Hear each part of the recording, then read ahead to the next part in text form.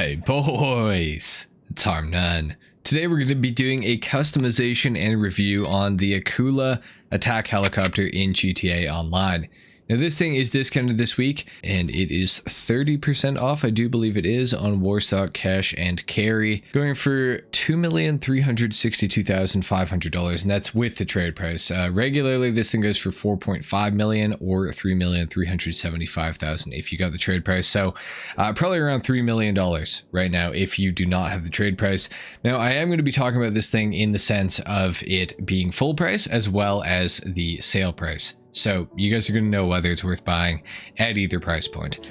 To get things started though, you will need to own a hangar in order to purchase an Akula, and you'll also need a hangar, and not only just that, but you'll also need a hangar workshop to be able to upgrade the Akula. So anyways, we're going to take this thing into my hangar right now, and we're going to go ahead and customize it, and then we're going to bring it outside, and I'm going to tell you everything that you are going to need to know about the Akula. So yeah, we're gonna hop inside the hangar here, and yeah, we'll get talking about it. All right, so we're inside of the Akula, and we're gonna go ahead and press E. I'm on PC, of course, and we're gonna modify the aircraft. Now the camera is really weird in here, which I don't really appreciate, but we'll make do with it, I guess. So first off, we got an armor upgrade for this thing. I would definitely always recommend going all the way up on that. For the engine as well, I would definitely recommend that. You're gonna get the best acceleration and top speed out of the Akula by having the maxed out engine on it.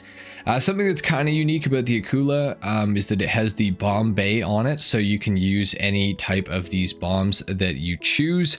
Now I've heard that the regular explosive bombs are the best. I've also heard the cluster are probably second best. Gas and incendiary are both terrible, so I don't really recommend going for either of those. They're just not really that awesome, so yeah, just avoid those entirely. For today's video, we're gonna go for the explosives, I think, just because why not. This thing also does get access to handling upgrades, which will adjust the sensitivity of how the aircraft reacts to your movement inputs. So stock handling, it's going to be quite slow. Smooth handling, it's going to be a little faster. Sport handling, a little faster than smooth. And race handling is going to be by far the most responsive of them all. I personally like to go with race handling because I just like it to be as quick as possible, because I'm pretty used to flying helis in GTA and things like that. So I feel like I have a pretty good grasp on how it works. If you're new to helicopters and changing the handling and stuff like that in GTA, I would definitely say fly it around stock for a while and just see how you like it, because you probably will end up liking it. It's not bad stock. And then if you're interested, I would slowly upgrade it, you know, smooth, then sport, then race handling, and then make an informed decision about which one you like the best. I'm going to go ahead and skip right to race handling because I already know that that's what I like on the Akula, so we're going to go for that.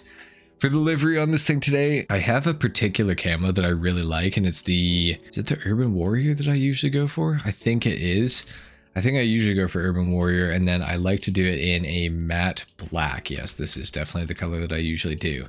I do matte black for the primary and the secondary, and you get this cool, like, sort of Russian winter camo look. It kind of reminds me of a certain camo on the original Call of Duty Black Ops. I think some of you will probably know what I'm talking about. I think it was called Urban Camo in Black Ops, if I'm not mistaken. Maybe I am, though. So anyways, I like how it looks. Now, for the weapons, these are the other two really important things with the Akula. So for the primary weapons, you can upgrade to a dual 50 cal minigun turret instead of just the singular minigun turret. Now, this is something that you're not going to have to really worry about upgrading unless you plan on having a co-pilot, because this is co-pilot controlled. Honestly, I don't really think it's enough of an improvement to justify the $300,000 price tag. It's cool to have the dual cannons, you get a little bit more firepower, but in all honesty, the singular cannon is probably good enough, and you're still probably not going to be able to take anything out in the co-pilot seat anyways, because the helicopter is going to be moving around, it's not very stable, all of that sort of stuff. So I don't really recommend buying the dual 50 cal minigun turret. I'm going to do it just for the sake of the video, but for the vast majority of you, it's not something you should even really consider, I don't think, especially if you play by yourself. Like, it's going to be a pretty rare occasion when you're going to have a co-pilot in the first place, so yeah, I would avoid doing that upgrade that I just did. Now, oddly enough, they consider the secondary weapons, which are pilot controlled, like they consider these as secondaries and this is a primary weapon. It's very strange, but anyways, the secondary weapons are pilot controlled, and you do have the option of a missile barrage or homing missiles. Now, something that's important to note, the missile barrage on this thing is a 4 missile barrage. It's not the barrage that you get on the FH-1 Hunter or the B-11 Strike Force. The ones on the B-11 and the FH-1 Hunter, it actually shoots 7 missiles, whereas this one shoots 4. So this has a little bit less firepower. Now, the other option is, of course, the homing missiles, and these are spammable, which is pretty cool. Out of the two, I personally like to go with the homing missiles just because I think they're generally a little bit more useful. And I also find that the barrage doesn't seem to do as much damage necessarily. Like, even if you feel like you get a pretty direct hit with all 4 missiles, I feel like people survive quite often. Like, if you're shooting at a player or you're shooting at a ground target in a, lightly armored vehicle, I feel like the barrage does not take things out nearly as well as the homing missiles do. Now, something to note though with the homing missiles is that if you put these on, you only get access to homing missiles. There is no non-homing option for the missiles, so that is something to consider. I am going to go with the homing missiles today for this customization and review because I do just generally think that they are the slightly better option.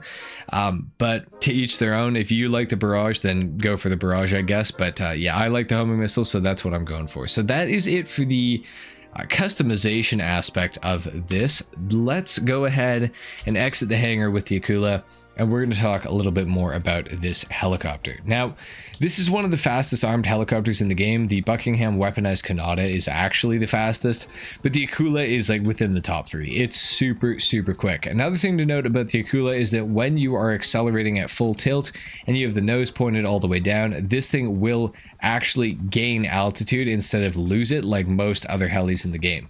So it's pretty good to fly over long distances, and the only thing that's kind of annoying about it is that eventually you'll gain too much altitude.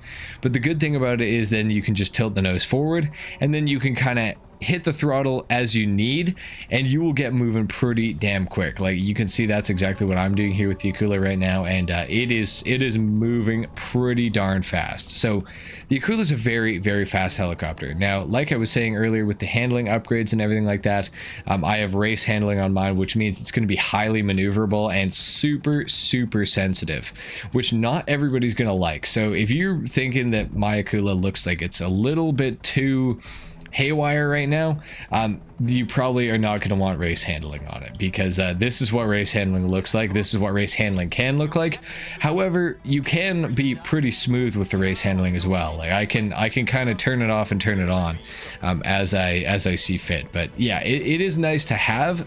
It's just, like I said, it increases the sensitivity of the inputs that you are doing to the helicopter. So definitely something to keep in mind. The most important aspect of the Akula is the stealth mode function. If you didn't know, the Akula can disappear from the radar entirely by pressing H on keyboard, and it will be in stealth mode when the mini guns that you can see shooting right now, when those are tucked inside of the helicopter. So I can activate that right now, and so now we're in stealth mode. So for any other players that were in this session, if there were any, I would not show up on the mini map or the expanded radar right now. The only way you can actually see me is if you physically see my helicopter flying around. Now, the thing to note about this is, though, is when you are in stealth mode, you cannot shoot any sort of weapons or anything like that. So you need to be in stealth mode to get close to your target, and then you need to activate or deactivate stealth mode, I should say, when you do appear closer to your target. Now, when you do this, you will get access to the dual machine guns, and these are pilot controlled. They don't do very much damage. I do not recommend using them. I recommend using solely whatever missiles you have put on the helicopter, whether they are homing or they are the barrage. I would always recommend you to use exclusively those. Now, like I said, these are fully spammable, so you can just hold down, the fire button, and you will shoot them as quickly as the Akula will allow. Now, the missiles, when you have the homing missiles, the tracking is not very awesome. It's pretty average at best, I would say. It feels, similar to like the Buzzard or the FH-1 Hunter's homing missiles. So not very good. However, they are good enough to take out stationary AI targets or people like you know, in the headhunter vehicles, for example, like when the AI are, you know, slowly driving around, things like that, or even when they're moving a little bit quicker, so long as you're behind them or directly in front of them, you will hit quite a number of your missiles. Not every missile, but, you know, a large portion of them, I would say. And then, of course, you do get access to the bombs, and the bombs are pretty interesting. Bombs in GTA generally aren't that useful, I would say, but it is a nice feature to have on the Akula for sure. Like I said earlier, most helicopters don't really get access to bombs, so it is kind of cool to see a helicopter that does get access to them, and they are kind of occasionally useful for taking out mostly players, but also in certain scenarios, NPCs or AI, you can take them out pretty easily with that as well. So yeah, overall the Akula has a lot of armament, and it is a very good helicopter generally. Now, what I would say is to purchase this thing while it's on sale if you don't have one already. But if you are watching this in the future and the Akula is no longer on sale, buy it at full price. You cannot go wrong with buying the Akula at any point. No matter what, you're going to get your money's worth. Obviously, if you can get it on sale, that's an added bonus. But realistically, waiting around for the sale, like, who knows when this thing's going to go on sale next time. I would just buy it, to be honest. Whenever you see it, buy it. And if it goes on sale the next week, you know what? At least you had it for an extra week. That's just the one way to look at it, I think. And it's 100% worth all the money that it costs, whether you have the trade price or not. For $4.5 million, this thing is excellent. If you can get it for cheaper than that, it's also excellent. It is just generally an awesome helicopter. It is, in my opinion, the best helicopter in GTA Online. Now, if you were talking about maybe just having a helicopter that's purely offensive oriented, the FH1 Hunter might have a case to be made, but the stealth mode capability of the Akula is pretty huge, and it's definitely not something that should be overlooked. It is a huge functionality of this helicopter to be able to go into that stealth mode and sneak up on your opponents and things like that. Very, very important, that's for sure. Anyway, guys, that's pretty much all I have to say about the Akula in GTA Online. Just make sure to buy one whenever you want one, and that's about it. So if you enjoyed this video, if you learned something, a like is of course appreciated. If not, dislike. Do consider subscribing to my channel if you guys are new, and I will see you all in the next video. Until then, take care. Peace.